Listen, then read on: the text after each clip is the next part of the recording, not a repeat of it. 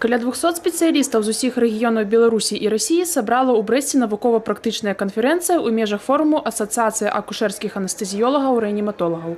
Галоўная задача – сумесны пошук шляхоў прафілактыкі ускладненняў пры правядзенні кесаравага сячэння і шляхоў зніжэння мацярынскай і дзіцячай смяротнасці. Іншымі словамі, як зрабіць працэс дзетанараджэння найбольш бяспечным. Мы не приехали кого-то учить. Уровень анестезиологии в Республике Беларусь, если говорить в сравнительном отношении с Россией, с Европой, с Западной Европой, крайне высокий. Сегодняшняя встреча – это обмен мнениями равноценных партнеров.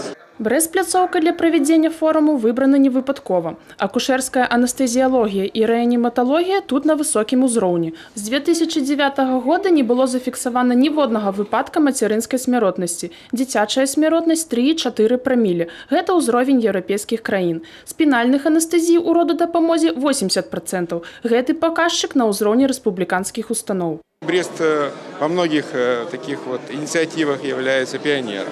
И это мероприятие, в общем-то, тоже свидетельствует в пользу того, что кругозор руководителей этого края, врачей, которые здесь работают, он выходит за рамки каких-то региональных, областных интересов. Каждое третье роды – это кесарево сечение, сейчас стало меньше, сейчас каждое четвертое.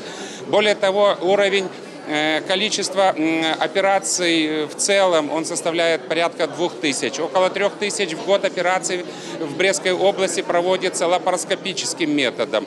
Большасць удзельнікаў форуму знаёмыя паміж сабой. Хтосьці асабіста, іншыя па публікацыях. Узаемадзеянне і абмен інфармацыяй паміж урачамі-практыкамі дзвюх краін паўплывае на паляпшэнне медычнага абслугоўвання не толькі ў Брэсце, але і ва ўсёй Беларусі, упэўненыя удзельнікі. Конечно, это не значит, что с завтрашнего дня все изменится.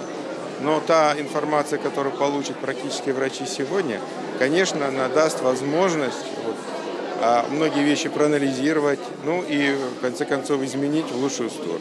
Цеснае ўзаемадзеянне беларускіх і расійскіх медыкаў будзе працягвацца і надалей. Падобныя сустрэчы плануюцца і ў будучым. Дыяна Мішчук, Тыгран Акапян, тэлерадыёкампанія «Брэст».